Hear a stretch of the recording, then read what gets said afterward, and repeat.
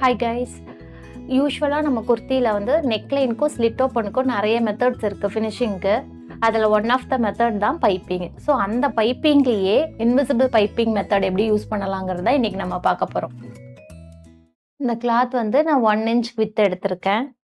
So இந்த மாதிரி பயாஸில் போட்டு நான் கட் பண்ணி எடுத்திருக்கேன் இந்த பீஸை. நெக்லைனுக்கு யூஸ் பண்ணும்போது கிராஸ் யூஸ் பண்ணுங்கள். ஸ்லிட் ஓப்பனில் யூஸ் பண்ணும்போது கிராஸும் யூஸ் பண்ணலாம், நீங்கள் ஸ்ட்ரைட்டும் யூஸ் பண்ணிக்கலாம்.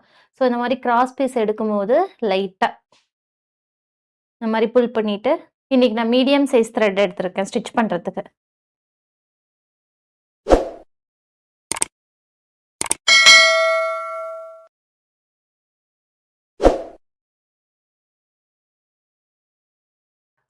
ஸோ இன்விசிபிள் பைப்பிங் பண்றதுனால நம்ம லைனிங் யூஸ் பண்றோம். இது லைனிங், இது மெயின் ஃபேப்ரிக். ஸோ மெயின் ஃபேப்ரிக்கோட ரைட் சைட் அது மேலதான் லைனிங் வந்து வைக்கணும். ஸோ நெக் அதில் பைப்பிங்கில் வந்து மார்க் பண்ணும்போது நான் வந்து எக்ஸாக்ட் நெக்கு தான் வந்து யூஸ் பண்ணியிருக்கேன். அந்த சீம் அலவன்ஸோட வரும் இல்லையா, அது நான் யூஸ் பண்ணலை. என்னுடைய நெக்கு வித் என்னவோ அதுதான் யூஸ் பண்ணியிருக்கேன். என்னுடைய நெக் லென்த் என்னவோ அதுதான் எக்ஸாக்டாக யூஸ் பண்ணியிருக்கேன். ஷோல்டர் சீம் அலவன்ஸ் இங்கே 1/2 inch இருக்கும். அதுலேருந்து கீழே என்னுடைய எக்ஸாக்ட் நெக் லைன் வந்து வருது. இந்த எக்ஸாக்ட் நெக் லைன் மேலே இந்த பைப்பிங்கை வச்சு நான் ஸ்டார்ட் பண்ணுறேன். கரெக்டாக இந்த லைன் மேலேயே இந்த பைப்பிங்கை வந்து ப்ளேஸ் பண்ணிட்டு வரணும்.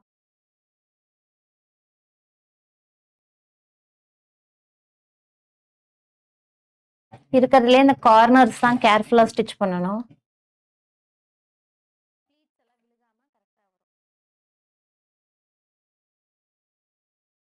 இந்த மாதிரி ஸ்டிச் பண்ணிடணும். இப்போ ஃபேப்ரிக் வந்து இது ரைட் சைடு. இந்த ரைட் சைடுக்கு மேலே இந்த பைப்பிங் வச்சதை இப்படி நான் பிளேஸ் பண்ணுறேன். பிளேஸ் பண்ணால் நான் ஆல்ரெடி ஸ்டிச் எங்கே போட்டிருக்கேன் அப்படிங்கிறது வந்து இங்கே தெரியும். ஸோ இதே ஸ்டிச் மேலே ஃபினிஷ் பண்ணிங்கன்னா இந்த மாதிரி நம்மளுக்கு அவுட்புட் கிடச்சிரும்.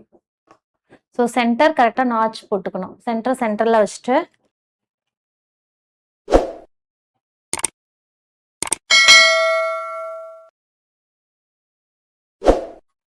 இந்த மாதிரி ஸ்டிச் எதில் போட்டோமோ அதே ஸ்டிச் மேலேயே 2வது இதாக போட்டு வந்துடணும். போட்டுட்டு இதுக்கப்புறம் தான் நான் வந்து சீம் அலவன்ஸ் விட்டு கட் பண்ணிக்கிறேன். 1/4 inch வேணா 1/4 inch, 1/2 inch வேணா நீங்கள் 1/2 inch வச்சு கட் பண்ணிக்கலாம்.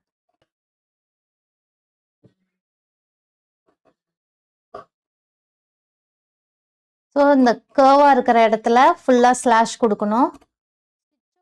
ஸ்டிச்சு கிட்ட வந்து நம்ம ஸ்லாஷ் கொடுக்கணும். ஸ்டிச்சை கட் பண்ணிடக்கூடாது. இப்போ எவ்வளோக்கு எவ்வளோ ஸ்லாஷ் கொடுக்குறோமோ அந்த அளவுக்கு நீட்னஸை நம்ம எதிர்பார்க்கலாம் இந்த பைப்பிங்கில். இந்த மாதிரி நான் ஃபுல்லாக கிராஸாக ஸ்லாஷ் கொடுக்கணும்.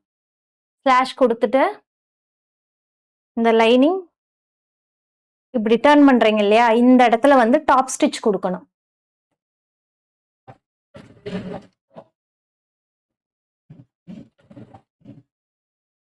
ஸோ தட் உங்களுக்கு லைனிங் வந்து ஓவர்லேப் ஆகி இந்த மெயின் ஃபேப்ரிக்கு வெளியே வராது. இப்போ இந்த ரா எட்ஜ் எந்த சைடு இருக்கு, இந்த லைனிங் சைடு ஃபேஸ் பண்ண மாதிரி இருக்கு.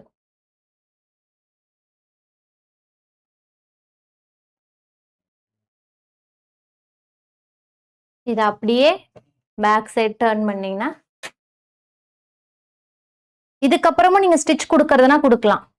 ஆனா அதுக்கு முன்னாடி இதை நம்ம ஒரு ப்ரெஸ் பண்ணிடுவோம்.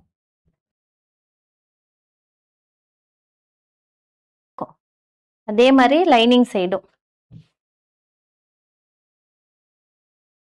இதுக்கப்புறம் ஸ்டிச் தேவையில்லை. இன்கேஸ் உங்களுக்கு இதில் ஸ்டிச் வேணும், எனக்கு இன்னும் கொஞ்சம் லைட்டாக அங்கங்கே ஃபேப்ரிக் லூஸ் ஆகிற மாதிரி தெரியுது, எனக்கு ஒரு கொஞ்சம் ஸ்டிஃப்னஸ் வேணும் அப்படின்னு ஃபீல் பண்ணிங்கன்னா இந்த பைப்பிங்க்கும் இந்த மெயின் பிட்டுக்கும் இடையில நம்மளுக்கு ஒரு பள்ளம் மாதிரி இருக்கும்.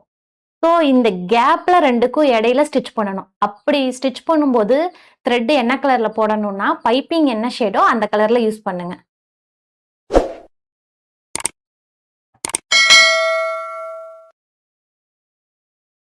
ஸோ தட் உங்களுக்கு பைப்பிங் எங்கேயுமே லூஸ்னஸ் இருக்காது, இன்னும் ஒரு grip கிடைச்ச மாதிரி நீட்டாக இருக்கும்.